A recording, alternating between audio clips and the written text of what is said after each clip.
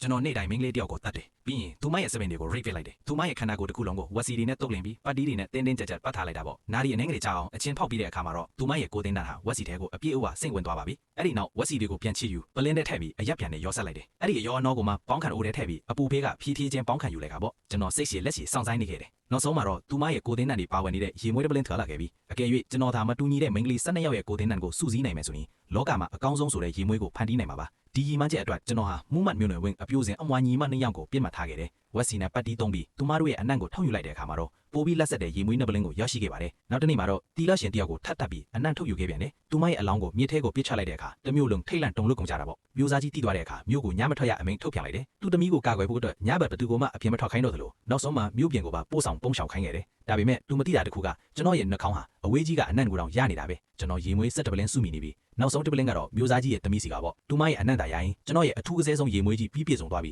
ကျွန်တော်ချက်ချင်းပဲအထုပ်အပိုးပြင်ပြီးသူမရဲ့နောက်ကိုမျိုးပြင်အထိလိုက်ခဲ့တယ်နောက်တနေ့မနက်မျိုးစားကြီးတကားဖွင့်လိုက်တဲ့အချိန်မှာတော့မြင်လိုက်ရတာကသူ့သမီးရဲ့အလောင်းပဲသူမရဲ့စပင်တွေအကုန်ရိတ်ခံထားရပြီးတခြားသူတွေလိုပဲအသက်ခံလိုက်ရတာမျိုးစားကြီးကတော့ငိုကြွေးပူဆွေးနေပြီမဲ့ကျွန်တော်ကတော့ရင်ခွန်စိတ်လှုပ်ရှားနေမိတယ်တဲကိုခံကထောက်တာနဲ့မျိုးစားကြီးသမီးရဲ့အနံ့ကိုအလောတကြီးထုတ်ယူလိုက်တယ်ပြီးတော့ရေမွေး12ပလင်းလုံးကိုရောဆက်လိုက်တဲ့အခါလောကမှာအကောင်းဆုံးရေမွေးကြီးပြီးဆုံးသွားခဲ့ပါပြီဒါပေမဲ့အဲ့ဒီအချိန်မှာပဲစစ်သားတွေကျွန်တော်ကိုဝိုင်းဖမ်းလိုက်ကြတယ်ထားစမ်းလက်မြောက်ထားကျွန်တော်ရေမွေးကိုဖုံးကွယ်ထားပြီးအေးအေးဆေးဆေးပဲအဖမ်းခံလိုက်တယ်စုံစမ်းစစ်ဆေးနေတော့မှခွေးတကောင်ကကျွန်တော်အိမ်ထဲကသေဆုံးသူတွေရဲ့စပင်နဲ့အဝတ်အစားတွေကိုရှာတွေ့သွားတယ်မျိုးစားကြီးကကျွန်တော်ကိုရေထဲကိုအချင်းချင်းနှိပ်ပြီးနှိပ်ဆက်ခဲ့တယ်လို့မြို့လေကွင်းပြင်မှာကြိုးပေးတပ်ဖို့တဲ့ဆွဲခေါ်သွားခဲ့တယ်အဲ့ဒီအချိန်မှာပဲကျွန်တော်ဟာရေမွေးကိုလက်ကင်ပွားပေါ်လောင်းချပြီးလေထဲကိုဝှေ့ရမ်းလိုက်တယ်ရုတ်တရက်လူတိုင်းမိန်မောသွားကြတယ်သူတို့ဟာကျွန်တော်ရှေ့မှာဒူးထောက်လာပြီးတယောက်နဲ့တယောက်ချစ်ကြွချောင်းတွေပြောဆိုကုန်ကြတော့တာပဲအဲ့ဒီအခိုက်အတန့်မှာကျွန်တော်ဟာတစ်တိရောင်းတဲ့မိန်းကလေးကိုတတိရသွားပြီးတယ်ရေမွေးရဲ့အကျိုးတက်ရောက်မှုကကျွန်တော်အပေါ်ကိုပါတက်ရောက်သွားတာထင်ပါတယ်ကျွန်တော်လည်းခံစားချက်တွေရှိလာခဲ့တယ်ကျွန်တော်သူမကိုချစ်မိသွားခဲ့တာပဲဒါပေမဲ့သူမကိုတေးတဲ့အထိအသက်ရှူကြအောင်လုပ်ခဲ့တာကလည်းကျွန်တော်ကိုယ်တိုင်ပါပဲကျွန်တော်အရန်ကိုဝမ်းသာကြည်ွယ်မိတယ်အဲ့ဒီနောက်ကျွန်တော်ဟာအဲ့ဒီနေရာကထွက်လာပြီးကျွန်တော်မွေးဖွားခဲ့တဲ့နေရာကိုပြန်သွားခဲ့တယ်